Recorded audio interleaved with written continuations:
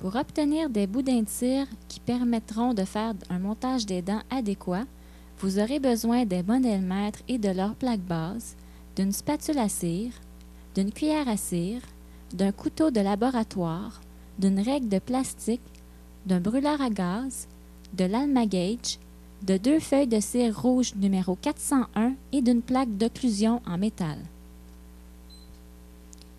Sur chacun des modèles, du haut et du bas, vous devez tracer 3 lignes droites. 2 postérieures qui suivent le sommet des crêtes droite et gauche respectivement, et une antérieure qui suit le sommet de la crête dans cette région.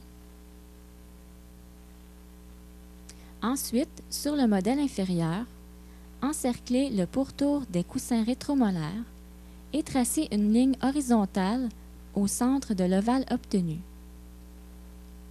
C'est la ligne de la demi du coussin rétromolaire.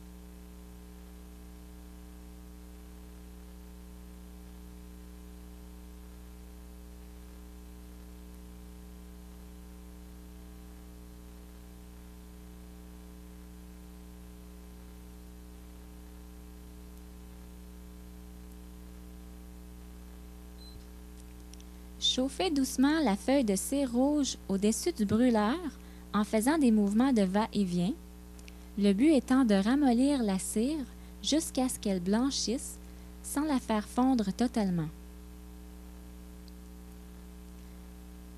Roulez ensuite fermement la cire qui a été suffisamment chauffée pour assurer l'adhésion.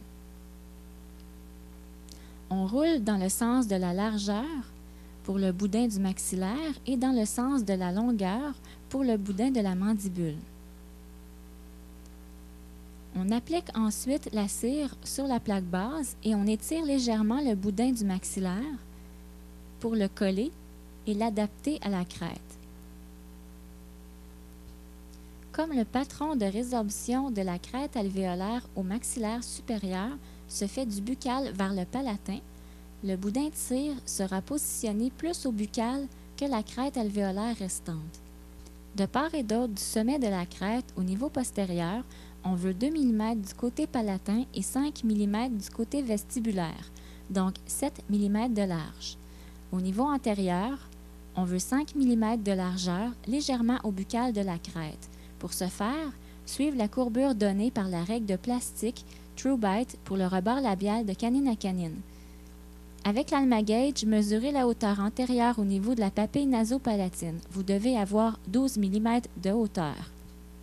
Au niveau des tubérosités, on veut 9 mm de hauteur entre le sommet des tubérosités et le plan occlusal du boudin de cire. Scellez maintenant le pourtour du boudin de cire en déposant de la cire liquide à l'aide de la cuillère à cire. On découpe les excès de cire à 45 degrés au distal des tubérosités. Pour faire des ajouts, ne procédez pas au goutte à goutte. Découpez plutôt des bandes de cire et chauffez-les, puis collez-les sur le boudin. Notez que la cire numéro 401 a une épaisseur de 2 mm. À l'aide du couteau de laboratoire, vous pouvez gratter les versants buccaux et linguaux pour les rendre plus uniformes et plus lisses.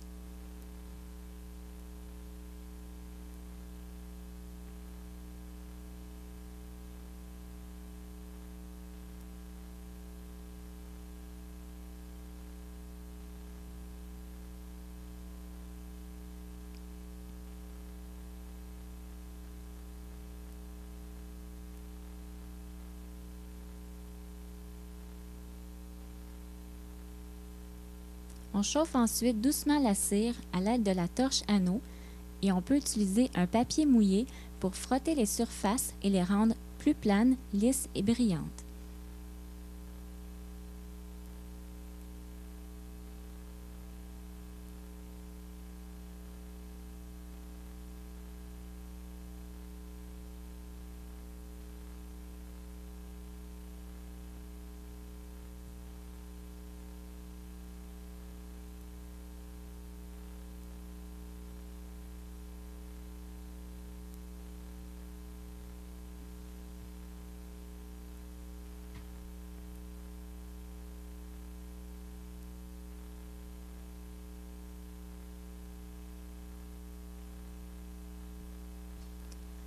Collez le boudin de cire ramolli sur la plaque basse du bas.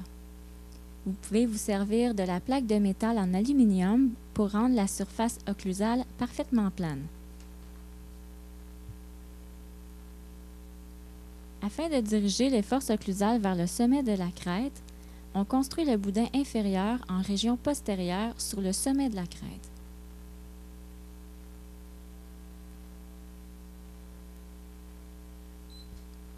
Avec l'Almagauge, mesurez la hauteur antérieure médiane.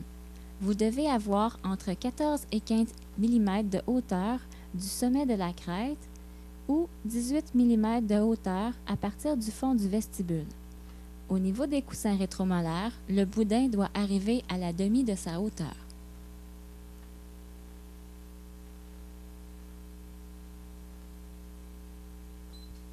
De part et d'autre du sommet de la crête, au niveau postérieur, on veut 2,5 mm de largeur pour une largeur totale de 5 mm. Au niveau antérieur, on veut 5 mm de largeur centrée sur la crête ou légèrement au buccal à la crête. Une fois les boudins terminés, lorsque la cire est refroidie, retracez la ligne de référence sur les surfaces occlusales de vos boudins du haut et du bas.